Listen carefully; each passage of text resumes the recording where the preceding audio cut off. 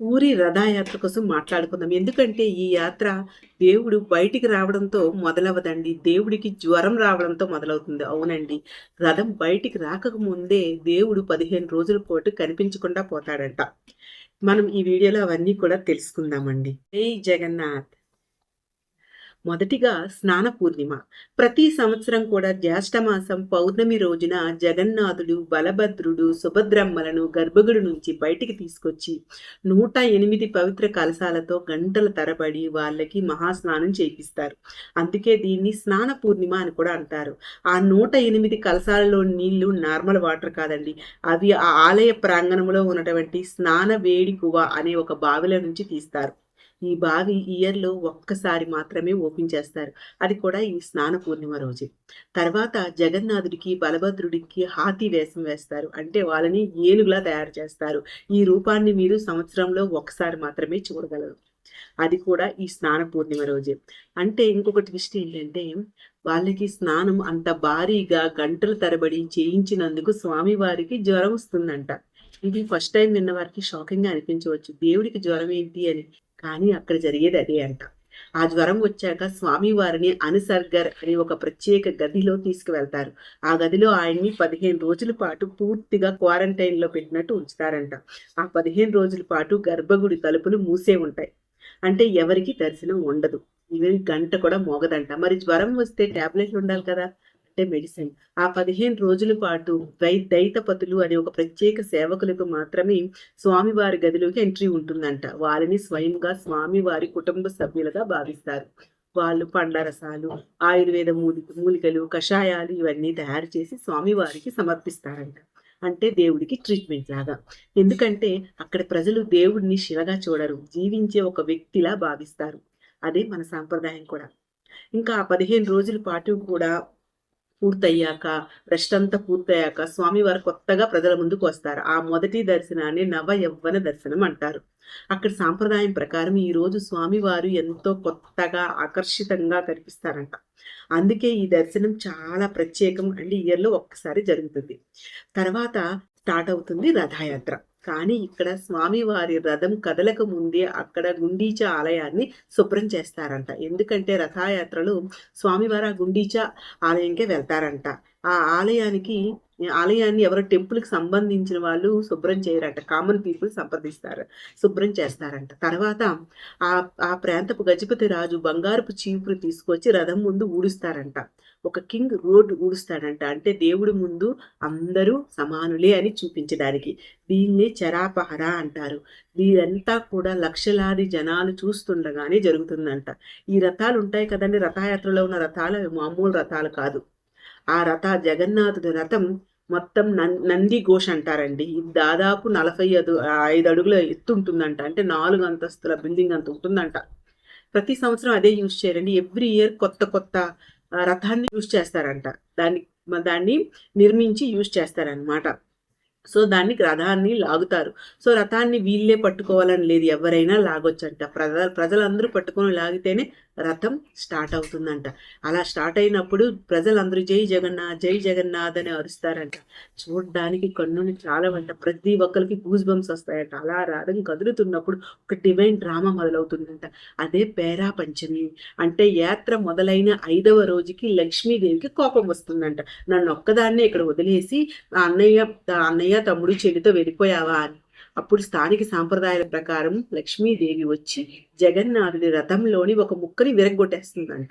ఇది కోపమా లేక ప్రేమ అని భక్తులు ఆనందిస్తూ చూస్తారంట ఆ ఉత్సవాన్ని. అప్పుడు అక్కడ కుటుంబ జీవితాన్ని, దేవుడు కూడా కుటుంబ జీవితాన్ని అనుభవిస్తున్నాడా అన్నట్టు చెప్పేటట్లు ఉంటుందంట. తర్వాత రథాలన్నీ గుండీచా ఆలయానికి వెళ్తాయంట. అక్కడే జగన్నాథుడు కొన్ని రోజులు ఉంటారంట.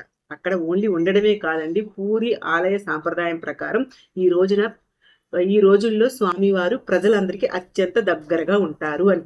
ఎప్పుడు గర్భగుడిలో ఉండే స్వామి ఇక్కడ ప్రజల్ని స్వామి చూడడానికి వచ్చారా అన్నట్టు ఉంటుందంట.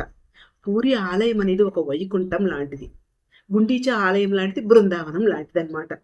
రాజసంగా ఉన్నటువంటి ఈ దైవము ఇక్కడ సరళంగా మారుతారంట.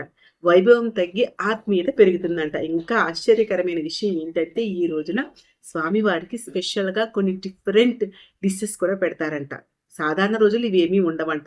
ఆయన ఇక్కడికి వచ్చారు కాబట్టి కొన్ని స్పెషల్ వంటకాలు కూడా సమర్పిస్తారంట. తర్వాత బౌడా యాత్ర అని స్టార్ట్ అవుతుంది. అంటే తిరిగి రిటర్న్ జర్నీ అని. తిరిగి మళ్ళీ ఆలయానికి వెళ్ళిపోవాలి కదా! అది స్టార్ట్ అవుతుందంట. అది స్టార్ట్ అవుతున్నప్పుడే అందరూ ఎదురు చూసే ఒక విషయం జరుగుతుందంట. అదే సోనాబేష. అంటే రథంపై ఉండగానే స్వామివారికి గోల్డెన్ మేకవర్ ఇస్తారంట. అంటే 100 కిలోల బంగారు ఆభరణాలను స్వామివారికి వేస్తారంట. బంగారు చేతులు, బంగారు కాళ్ళు, బంగారు కిరీటము, బంగారు సుదర్శన చక్రం ఇలా మొత్తం బంగారంతో స్వామివారికి దర్శనమిస్తారట. అందుకే దాన్ని సోనాబేష అంటారు. ఆ బంగారం వెనుక కూడా ఒక స్టోరీ ఉందంట. కొన్నేళ్ల క్రితం యుద్ధంలో గెలిచిన ఒక రాజు ఆ బంగారం మొత్తాన్ని స్వామివారికి సమర్పించారంట. అప్పటి నుండి వైభవం కొనసాగుతూనే ఉందంట. దీని తర్వాత ఇంకొక నెక్స్ట్ విషయం జరుగుతుందంటే పెద్ద పెద్ద మట్టి పాత్రలో పానకం తయారు చేస్తారంట. ఇదంతా ప్రజలకు ఇవ్వడానికి కాదు, అలా విగ్రహాలకు పెట్టడానికి కూడా కాదంట. అక్కడ సాంప్రదాయం ప్రకారం ఆ రథంపై ఉన్నటువంటి పార్శ్వ దేవతలకు అంటే యక్షులకు, గణాలకు, ఇంకొన్ని దేవతలకు ఆ పానకాన్ని సమర్పిస్తారంట. అది సమర్పించిన వెంటనే ఆ కుండల్ని నేల కోసి పగలగొడతారంట. ఎందుకంటే అది ఎవ్వరూ తాకూడదంట. అది పూర్తిగా దైవ సమర్పణగా దేవతలకి భూములకి చేరిపోవాలంట. అది అక్కడ సాంప్రదాయం. అది మెయిన్ పాయింట్. ఇక అది అయిపోయిన తర్వాత రథాలు కదులుతూ స్వామివారి ఆలయం దగ్గరికి వెళ్తాయి. ఇక్కడే లాస్ట్ విషయం జరుగుతుంది. అదే నీలాద్రి విజయ్. అంటే రథయాత్ర మొత్తం అయిపోయి రథాలన్నీ కూడా తిరిగి ఆలయంకి వస్తాయి కదా! అప్పుడు స్వామివారు తిరిగి ఆలయంలోకి ప్రవేశించే ఆ సంఘటనని నీలాద్రి బీజే అంటారు. అయితే ఇక్కడే ఎవరు ఎక్స్పెక్ట్ చేయనటువంటి ట్విస్ట్ ఒకటి ఉంటుందంట. అంటే జగన్నాథుడిని లోపలికి రాకుండా లక్ష్మీదేవి డోరేసిస్తారంట. ఆయన లోపలికి రావాలంటే లక్ష్మీదేవి పర్మిషన్ కావాలంట. కానీ లక్ష్మీదేవి తీసుకెళ్ళలేదని కోపంగా ఉంటారంట అమ్మవారు. అందుకని తలుపులు తెరవరంట. అప్పుడు జగన్నాథుడు ఏం చేస్తాడో తెలుసా? ప్రేమగా అమ్మవారి కోసం ఒక కానుక తయారు చేస్తారంట. అదే రసగుల్లా. ఇది అమ్మవారికి సమర్పించిన తర్వాతే అమ్మ సంతోషించి ఆ తలుపులు తీస్తుందంట. అప్పుడే ఈయనకి మళ్ళీ లోపలికి ఎంట్రీ వస్తుందంట. ఇదే రథయాత్రలో చివరి ఘట్టం. చాలా అందమైన ఘట్టం కదా! మనం చూడొచ్చండి. ఇక్కడ దేవుళ్ళకి కూడా చిరాకులు, అలకలు, కోపము అన్నీ ఉంటాయి. ఇదంతా చాలా గొప్పగా ఉంటుందండి ఎక్స్పీరియన్స్ చూడటానికి. ఒకసారి మీకు వీలుంటే అది మాత్రం చూడండి. కానీ చాలా జనాలు ఉంటారండి. జీవితంలో ఎప్పుడు దొరకదంట. అందుకే చాలా జనాలైతే ఉంటారు. ఒక్క రథయాత్రలో ఇన్ని జరుగుతాయి. కానీ అందరూ రథయాత్ర అంటే రథాన్ని తీసుకొని వెళ్ళడమే అనుకుంటారు. కానీ ఇన్ని విషయాలు జరుగుతాయంట. నాతో పాటు మీకు కూడా తెలిసినట్టు ఉంటుందని ఈ వీడియో చేశానండి. అందుకని రథయాత్రని చూసినప్పుడు జగన్నాథుడు అంటే ఒక దేవుడు కాదు, ఆయన ఒక అనుభవం. ఆయన ఎప్పుడైనా మీరు చూసినట్లయితే ఆ ఫీలింగ్ అనేది డిఫరెంట్గా కనిపిస్తుందంట. ఇప్పుడు ఆలయ చరిత్ర ఏంటో చూద్దాం. కృష్ణుడి గుండె పూరి గుడిలో ఉందా? ఈ బ్రహ్మ పదార్థం అంటే ఏంటి? అక్కడ కొన్ని మిరాకులు జరుగుతాయి కదా! అంటే ఆ టెంపుల్ పైన పూరి జగన్నాథుడు ఆలయంలోనే టెంపుల్ పైన ఉన్నటువంటి సుదర్శన చక్రం మీరు ఎటు తిరిగినా మీ వైపే చూస్తున్నట్టు అనిపిస్తుందంట. మిమ్మల్ని అబ్జర్వ్ చేస్తున్నట్టు అనిపిస్తుందంట.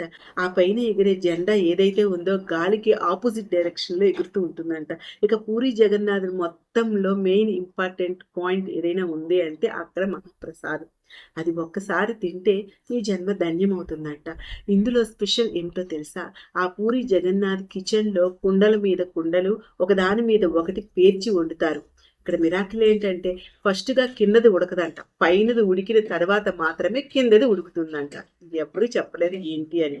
టెంపుల్కి ఎంతమందో లక్షల మంది వస్తారు, కానీ ప్రసాదం ఎప్పుడూ సరిపోలేదు అనే మాట రాదంట. లక్షల మంది వచ్చినా, వేల మంది వచ్చినా కరెక్ట్గా సరిపోతుందంట ప్రసాదం. కొంచెం కూడా వేస్ట్ అవ్వదంట. అది ఎలానో ఇప్పటికీ అక్కడికి ఎవరు చెప్పలేకపోయారంట. అందరూ ఈ స్వామివారి దయ అంటారంట. ఇక్కడ పూరి జగన్నాథ ఆలయంలో ఉన్నటువంటి కిచెన్ ఏదైతే ఉందో అది వరల్డ్ మొత్తంలోనే లార్జెస్ట్ కిచెన్ అంటారంట. ఎందుకంటే ఎందరో లక్షల మందికి అక్కడ వండుతారండి. పూరి జగన్నాథ ఆలయం అనేది 4 ధామ్స్లో ఒకటనమాట. అంటే మనకి 4 ధామాలు ఉంటాయి కదండి. అందులో ప్రత్యేకమైనది పూరి జగన్నాథ్ ఆలయం. ఇలా 1, 2 కాదండి, ఎన్నో లెక్క లేనటువంటి విశేషాలు ఉన్నాయి పూరి జగన్నాథ ఆలయంలో. సైన్స్ చెప్పలేనని మిరాకిల్ కూడా ఉంది. అందుకే మీకు ఎప్పుడు కుదిరినా వెళ్ళే ఛాన్స్ వస్తే మాత్రం అస్సలు మిస్ చేసుకోకండి. పూరి జగన్నాథుడు చేసే లీలలను మామూలుగా ఉండవు. ఈ ఆలయం అనేది ఇప్పటికంటే ఇప్పుడు కట్టింది కాదు, సత్యయుగం నాటి యుగం నుండి ఉందంట. పూరి జగన్నాథుడు అంటే కృష్ణుడే కదా! కృష్ణుడి కాలంలో ఎలా ఉంది అని. కానీ మనం సాంప్రదాయాల ప్రకారం మరి పుస్తకాల ప్రకారం చూసుకుంటే మనకి యుగం జరిగింది కేవలం ఇప్పుడే కాదు, దీని ముందు ఎన్నో యుగాలు జరిగాయి కదా. అప్పటి నుండి కూడా ఉందన్నమాట ఈ పూరి జగన్నాథ ఆలయం అనేది. చూసారు కదా! వీడియో మీకు నచ్చింది అనుకుంటున్నానండి. ఇప్పుడు రథయాత్ర రాబోతుంది కదా! అందరికీ ఆ రథయాత్ర జరిగే ముందు మీ అందరికీ తెలియాలనే ఈ వీడియో చేస్తున్నాను. వీడియో నచ్చితే ప్లీజ్ అండి లైక్ చేయండి, షేర్ చేయండి. చాలా మందికి ఈ వీడియో సజెస్ట్ అవుతుంది. సో ప్లీజ్ అండి నా ఛానల్‌ని సబ్స్క్రైబ్ చేసేయండి ప్లీజ్. జై జగన్నాథ్.